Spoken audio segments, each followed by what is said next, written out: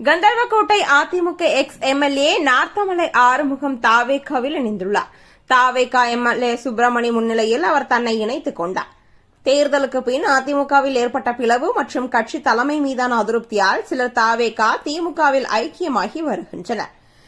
முன்னதாக மேலும் சிலர் தாவேகாவில் இணைவார்கள் என வெல்லமண்டி நடராஜன் கூறியிருந்ததும் குறிப்பிடத்தக்கது. கோவை சிறுமி வழக்கில் விரைந்து நீதி கிடைக்க வேண்டும் என்பதில் உறுதியாக இருப்பதாக தமிழ்நாடு அரசு கூறியுள்ளது. எஸ்ஐடி குழுவை அமைக்க கோரி வழக்கில் டிஎன்ஏ சோதனை முடிவுகளை எதிர்நோக்கி இருப்பதாகவும் அரசு தெரிவித்துள்ளது. இவ்வழக்கு தொடர்பாக இன்ஸ்டாவில் பரவும் வீடியோக்களை நீக்க அறிவுறுத்தியுள்ளதாகவும் பெண்கள் குழந்தைகளுக்கு எதிரான குற்றங்களை தடுக்க சிறப்பு கவனம் செலுத்தி வருவதாகவும் விளக்கம் அளித்துள்ளனர். 717 மதுக்கடைகளில் எத்தனை மூடப்பட்டன என அன்புமணி கேள்வி எழுப்பியுள்ளார். சிஎம் விஜய் அளித்த இருவார காலக்கெடு மே 26ஆம் தேதியுடன் நிறைவடைந்துள்ள நிலையில் 717 மதுக்கடைகளும் இன்னும் முழுமையாக மூடப்படவில்லை என சுட்டிக்காட்டியுள்ளார். பல இடங்களில் மதுக்கடைகள் மூடாமல் பள்ளிகள், வழிபாட்டு தலங்கள், மக்கள் அதிகம் கூடும் இடங்களின் அருகில் செயல்பட்டு வருவதாகவும் அவர் குற்றம் சாட்டியுள்ளார். புனேவில் கள்ளச்சாராயம் குடித்து 15 பேர் உயிரிழந்த சம்பவம் பெரும் அதிர்ச்சியை ஏற்படுத்தியுள்ளது. மேலும் பலர் ஆபத்தான நிலையில் மருத்துவமனையில் சிகிச்சையில் உள்ளதால் உயிரிழப்பு அதிகரிக்கும் அபாயம் ஏற்பட்டுள்ளது. மெத்தனால் கலந்த நச்சுத்தன்மையுடைய மதுவை அவர்கள் அருந்தியதாக கூறப்படுகிறது. இது தொடர்பாக கள்ளச்சாராய வியாபாரிகள் 8 பேர் கைது செய்யப்பட்டு தீவிர விசாரணை நடைபெற்று வருகிறது. 2026 ஆசிய விளையாட்டுப் போட்டிகளுக்கான தகுதி சுற்றில் பங்கேற்க வினேஷ் போகத்திற்கு சுப்ரீம் கோர்ட் அனுமதி அளித்து உத்தரவிட்டுள்ளது.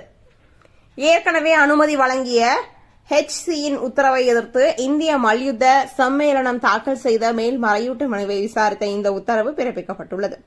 மே 30, 31 நடைபெறும் தேர்வு முறைகள் மிகுந்த எச்சரிக்கையுடன் மேற்கொள்ள வேண்டும் எனவும் கோர்ட் கூறியுள்ளது.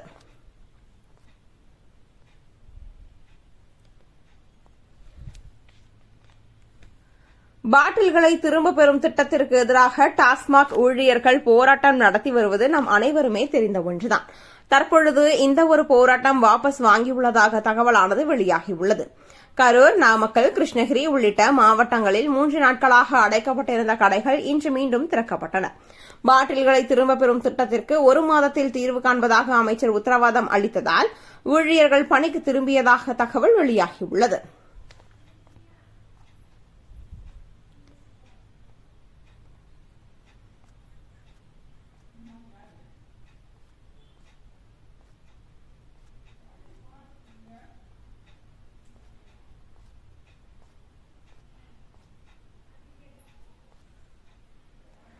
எட்டிக்குட்டைமேடு துணை மின் நிலையத்தில் நாளை மாதாந்திர பராமரிப்பு பணிகள் நடைபெற உள்ளதால் தாரமங்கலத்தில் காலை 9 மணி முதல் 5 மணி வரை மேட்டு, வெள்ளாளபுரம், பாளையம், பாப்பம்பாடி, செக்குமேடு, அக்கரைப்பட்டி, முக்கத்தூர், சந்தைப்பேட்டை, சின்னப்பிள்ளையூர், கோமாளியூர், சின்னப்பம்பட்டி மற்றும் வணிச்சம்பட்டி ஆகிய பகுதிகளில் மின் விநியோகம் இருக்காது என மின்வாரிய அதிகாரிகள் தெரிவித்துள்ளனர்.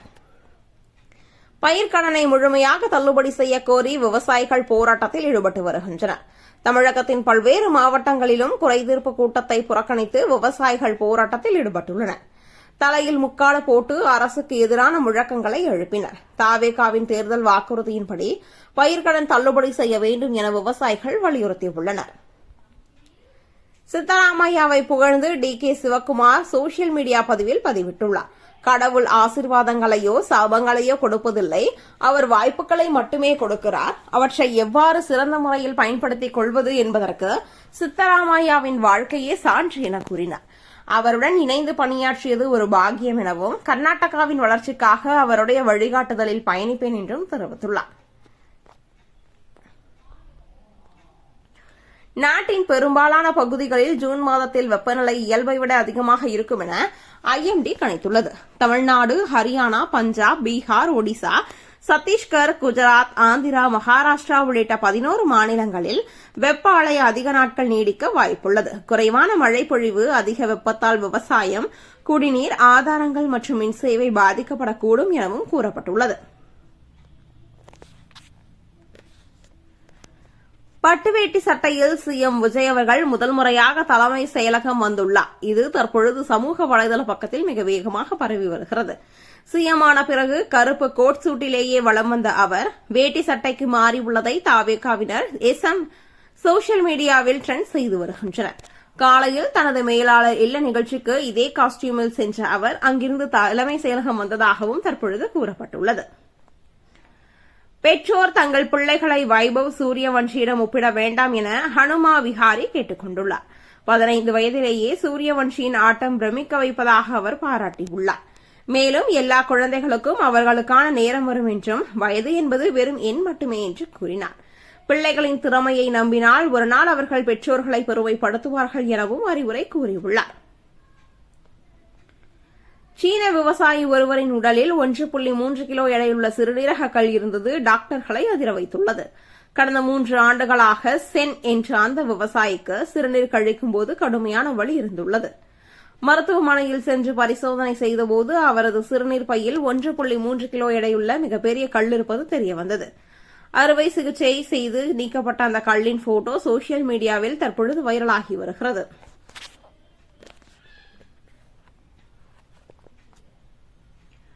பள்ளிகளுக்கு கூடுதலாக 4 நாட்கள் விடுமுறை அளிக்க வேண்டும் என பெற்றோர் கோரிக்கை விடுத்துள்ளனர்.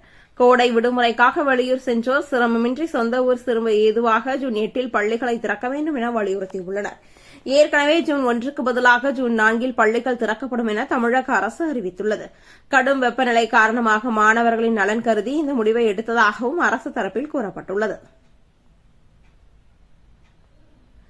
ரசிகர்களின் ஃபேவரட் மலையாள படங்களில் ஒன்றான பிரேமம் வெளிவந்து இன்றுடன் 11 ஆண்டுகள் ஆகிவிட்டன. நிவின் பாலி, சாய் பல்லவி, மடோனா போன்ற ஸ்டார்களை உருவாக்கிய படம். ஒரே படத்தில் இயக்குநர் அல்போன்ஸ் புத்திரன் ஒட்டுமொத்த 90s கிட்ஸையும் தனது ரசிகர்களாக மாற்றினார். இது படம் அல்ல மேஜிக் என இன்றளவும் ரசிகர்கள் கொண்டாடி தீர்த்து வருகின்றனர்.